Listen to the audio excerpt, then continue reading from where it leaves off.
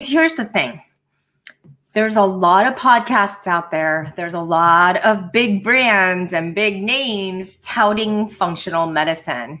I'm not so sure to what extent that the general public understands what functional medicine is. But as somebody who was super excited about functional medicine when I first found it, probably over 12 years ago, I know all the confusion as a practitioner and a patient that functional medicine can bring.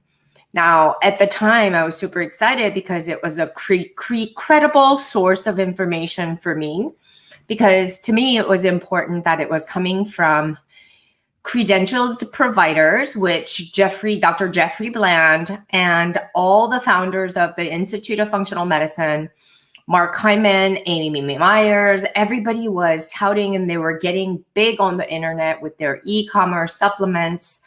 And then come Dr. Oz with all of his hypes, a lot of pharmacists and a lot of different practitioners began to sort of promote this idea of the marriage between East and the West, holistic versus conventional, to make it what it is today, functional medicine. So let me tell you why I feel like, well, I'm going to share with you the challenges that I had when I was going through the program. I think because the way we were trained at first, we call it AFMCP, I believe. It's applying the functional medicine principles in practice, right? And so it was a year-long, I guess, like a workshop or training that we get through the Institute of Functional Medicine. That's where you get an overview. And the idea is that when you go back to your practice by Monday, you should be able to apply some versions of what you learned through that week, which is great, right? And that was what got me started. And then there is the immune systems review. And then there is the cardiometabolic, there is the detox, there is nutrition, there is transport, there is endocrinology, like hormones, women's health, and all those things. And there's different types of subspecialties after the week-long session. And that's what takes so long. And those subspecialties are 3-day-long courses wherever it was being offered around the world. And of course, I chose to go to ones that were in the States for convenience. And here's the thing, you guys, I realized in coaching, right? Why I got into coaching was it didn't matter, me as a practitioner, how much degrees that I have or how many letters behind my name, as well as how much I know in theory. It's if I can't get my patients to go from point A to wherever they need to go, which is healed, then I'm not making any impact in the lives that I serve. So I began to ask a lot of questions after the fact, okay?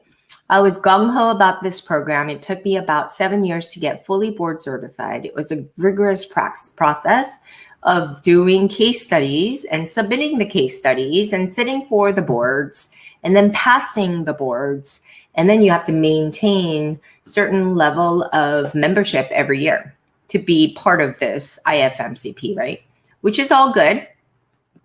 But at the time, this is all I knew.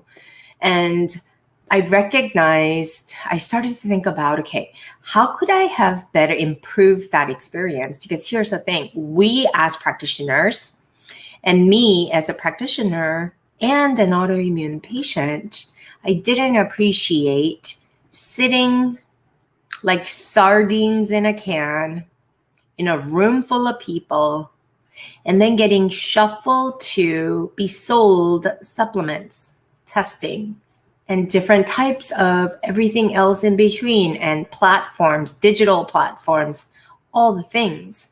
And I felt like very, I don't know, not intentionally, but taken advantage of.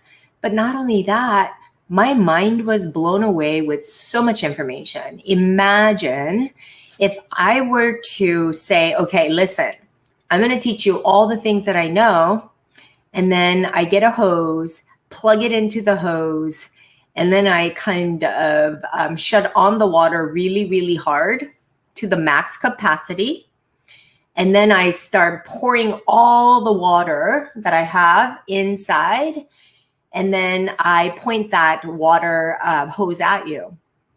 At the end of the weekend, you'll be probably like super wet, but you probably didn't consume or retain any of the information inside.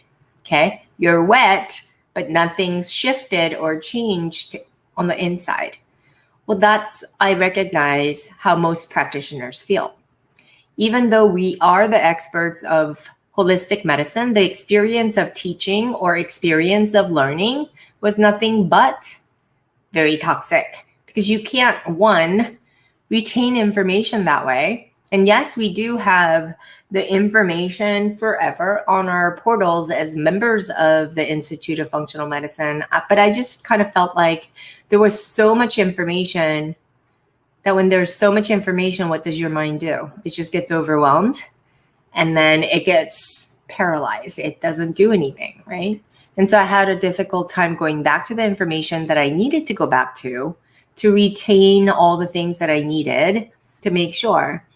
But the problem is that the motivation and the time in running a practice and all those things were very, very limited. Once you get into the Institute of Functional Medicine, you're sold their digital platforms, and then you're sold Coaching Academy to get coached or get your employees to go for this certification, which is like $7,000. And then there's digital platforms, like I mentioned, practice management tools, as well as coaching, business coaching. All the things are all extra. And then the supplements, the testing. And again, it's not about the information, but then now they're trying to sell you all these other things through the exhibits. And it just got too redundant, too overwhelming. And so my whole philosophy became, okay, in the program that I need my practitioners to learn, number one ingredient is compassion and empathy, and really trusting their intuition as opposed to theoretical knowledge, and really transform lives by being the example of what's possible versus telling them what to do, right?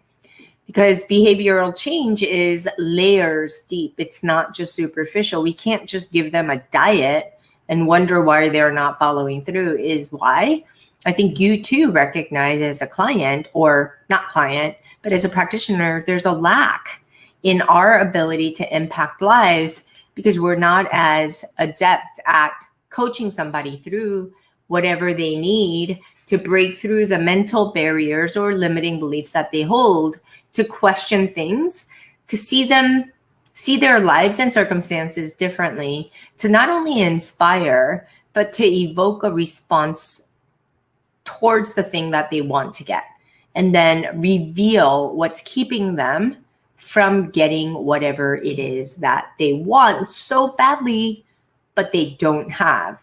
And that's the stark difference between knowing the difference between being the person you need to be to achieve the goals that you want versus doing all the things, busy, doing all the things and wondering why you don't have the thing that you want, despite the fact that you work so hard, right? So sometimes less is more. If you're being the person that you need to be, sometimes it's as simple as visualizing who you need to be. But a lot of my patients, including you, practitioners, aren't very clear on what's possible. You're conditioned to the extent that your past dictates. Meaning, if you grew up in a household that limited you, or you have some age-old belief systems or limiting beliefs that hold you back, to say, I grew up on the wrong side of the tracks, money is hard to come by, money is evil, success is this, all the things that you bring to the table, you have to start to condition or really question. And these are the things that I think as scientists and tangible evidence-based practitioners that you and I are, we never question. So I want you to know that getting to the root cause of disease is really the motto for functional medicine as it gets popularized. And while there's a lot of truth to the statement, I feel though, at times it's overcomplicated, like I emphasized, and we are given information with a fire hose hydrant where we get super wet, but we retain nothing. And it's over compartmentalized or specialized, so much so that if we fail, or so much so that we fail to be able to put the puzzle pieces back together. We don't even know what the whole looks like, right? So I want you to understand that in the functional yoga medicine certification, I emphasize the SGIB model. And really, modernized functional medicine piece with its 3 pillars is only one element of the 4 essential elements that you'll be learning within the program. Because it's not just about functional medicine. You need timeless wisdom. You need transformational psychology and coaching tools, as well as you're going to need to be an expert at business mastery, right? And so the third element is really the modernized functional medicine, right? Within the functional medicine or the modernized functional medicine approach, I divided it into 3 essential functions of the body that we absolutely need, that absolutely contributes to disease. And that's stress-brain connection, also known as hypopituitary adrenal axis, as well as hypopituitary thyroid axis, and every endocrinological hormone is discussed within the context of that. And then we lead into gut permeability, gut-brain connection, which is your enteric nervous system, autonomic nervous system, digestive system, right? When in doubt, you treat the gut, is what we're taught. But if you don't treat the stress that precedes the gut permeability, then just because you treated the gut, you don't have the whole picture. So stress brain first, then the gut brain, enteric nervous system. And then lastly, it's immune brain.